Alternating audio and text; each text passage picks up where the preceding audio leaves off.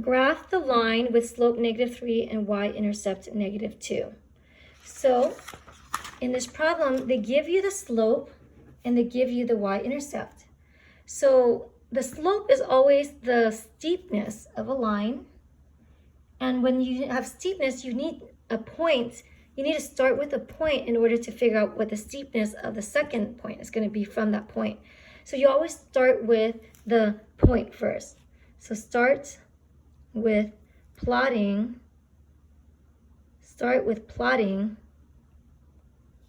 the given point. So here the given point is y-intercept is -2.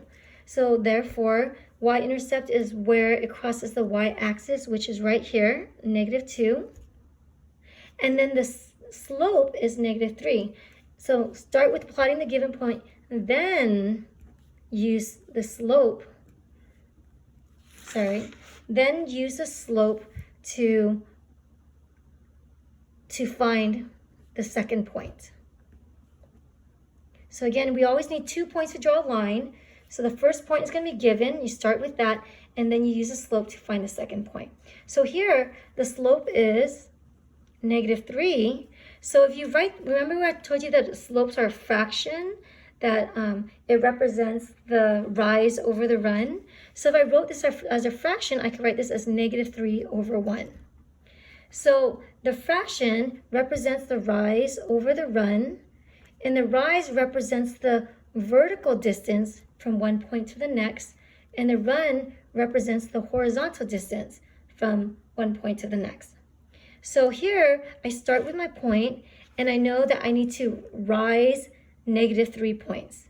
So -3 points means that I'm going to go down 3. So in other words, I'm going to go down 3 when I see the -3. So I'm going to go down 3, 1, 2, 3.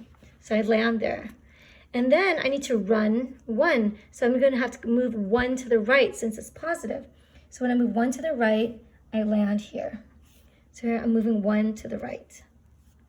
So again, the slope is a fraction.